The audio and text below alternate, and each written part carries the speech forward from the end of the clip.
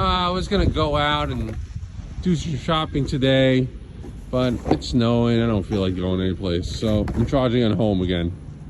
I have it plugged in from the car to the pole, plugged in there, and then into my place. And that's it.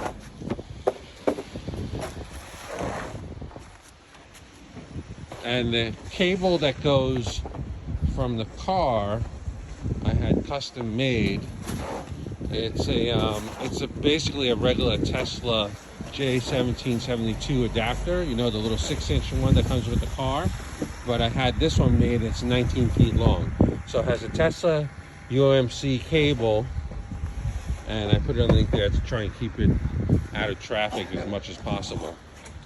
And that goes to a J1772 female, and then my really old 20 amp EVSE that was for my Nissan Leaf is plugged in there, and it's twisted around this pole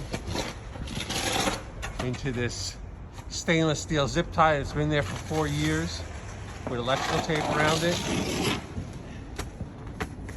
and then into my place. So this is what I have in my house. This is my old EVSE that came with my Nissan Leaf, my 2012 Nissan Leaf, okay? And I sent this thing down to a guy in California or something that upgraded it so then you can charge with 240 volts and up to 20 amps. And what he did is he chopped off the NEMA 15R receptacle, you know, the regular 120 volt plug that plugs into any plug in your house. Let me see if I can take this off. Okay. And so he put this thing on, which is an L6-30R twist lock receptacle. I mean, a plug, okay? And the cool thing about this is that he makes, or he did make, he's not around anymore. He made all these adapters that you can plug onto this, and it twists locks.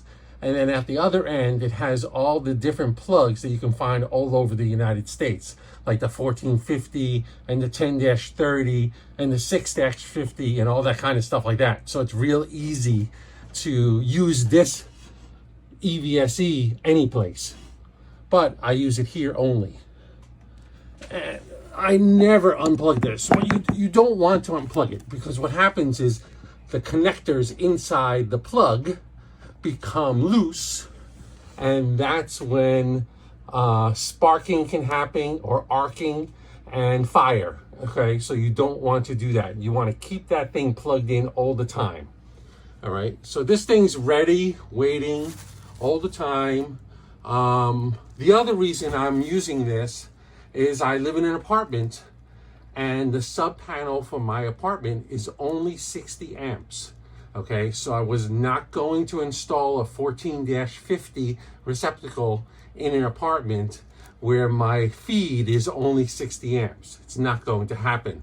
So this, the breaker that's connected to this orange line, is a 30 amp breaker, but this EVSE pulls a maximum of 20 amps. And I actually have my Tesla turned down so that it only charges at 18 amps, because this thing is 9 years old and I don't want to push it. So what I do is I remove this Sharpie. I have a Sharpie here blocking that hole, okay? And I take this thing off, I open it up, and I shove my EVSE J1772 handle right out that port. And that's it. And then I close it up like this, and the cord stays inside this hole. And when it's not in use, I do this. And that's it. This is like 8.5 feet in the air, so it's pretty high up. All right, so that's what I do inside my house. So here's the cable that I had custom made. As you can see, it has a Tesla plug on one side and a J1772 plug on the other side. The reason why I made this is I already owned the EVSE, and it had 25 feet of length of cable, but I needed 35 feet to get to my charging port on my Tesla. So I made this extension specifically to charge my Tesla from my existing cable. And the guy's information is below in case you need a cable like this as well.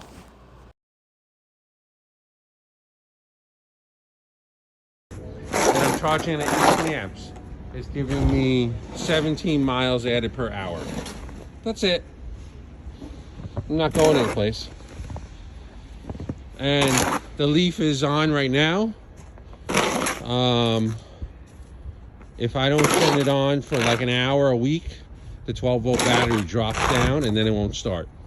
So I have to turn it on, lock the door, and let it sit here for an hour running. So then from the main battery, it'll top off the 12-volt. All right, have a good day. Enjoy the snow. Bye.